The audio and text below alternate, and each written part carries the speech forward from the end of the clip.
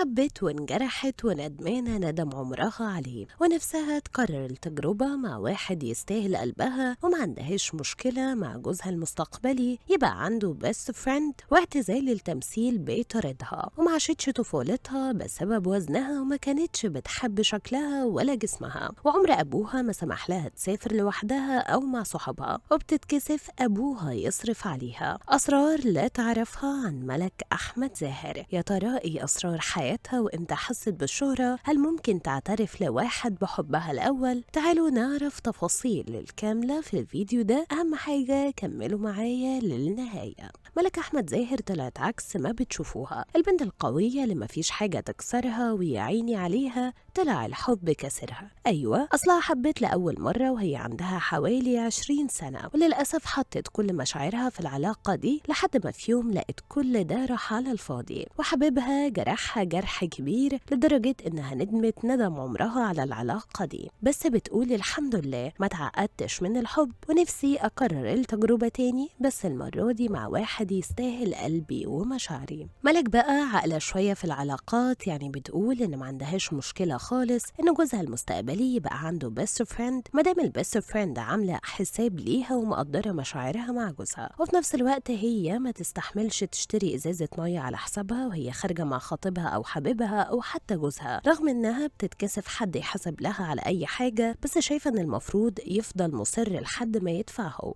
طيب يا ملك، لو جوزك قالك اعتزلي التمثيل وأنا هصرف عليكي، قالت مستحيل أوافق لأن ده يبقى شخص أناني ومش مشجع ليا خالص، ده أنا أبويا اللي هو أبويا بتكسف يصرف عليا جنيه، وبعدين أنا مش مستنية واحد يجي يصرف عليا، الحمد لله أنا مش محتاجة أي حاجة. ملك شايفة نفسها برنسس وعمرها ما تروح تعترف هي الأول بحبها الواحد، وبتقول لما اعترف له بحبي يبقى ناقص بقى أصرف عليه وأجيب له شقة، لازم هو اللي يجي يعترف بحبه ويعمل المستحيل علشان توافق عليه. نجمتنا ما كانتش بتحب شكلها خالص ولا جسمها، وحتى الصور ما كانتش بترضى تتصور علشان وزنها الزايد، وبتقول ما كنتش عايزة أخس لمجرد إن الناس قالت لي أخس، لأ كنت عاوزة أخس وقت ما أحب، وفعلا الوقت ده ما حسيتش بيه غير لما خلصت جامعة، لقيت نفسي مش عارفة أخرج مع أصحابي ولا أتصور ولا أعيش حياتي، فقررت أخس. ولما خسيت قالت يا ريتني كنت خسيت من بدري، على الأقل كنت هعرف أعيش طفولتي بشكل أحسن. ملك أحمد زاهر عمره ما حصل مشكلة بينها وبين أبوها بسبب الشغل، لأنها بتقول دماغنا شبه بعض قوي في الحتة دي، والمفاجأة إن اعتزال الفن بيطاردها كل شوية، وبتقول كل ما يحصل معاها مشكلة في الشغل تقول أنا إيه اللي خلاني أعمل كده في نفسي، ما أقعد في البيت بكرامتي أحسن لي. وبالمناسبة ملك حست بالشهرة من وقت فيلم عمر وسلمى ده، لأن وقتها ما كانش فيه سوشيال ميديا، وكان ملايين من الناس رايحة تحضر العرض الخاص وكانوا هيكسروا عليها السينما هي وفريق العمل. أما بقى عن السفر لوحدها فأبوها عمره ما سمح لها تسافر لوحدها رغم إنه بيثق فيها، بس بيخاف يسيبها تسافر حتى مع صحابها، ولسه السنة دي سمح لها تسافر الفيوم مع صاحبتها الأنتيم.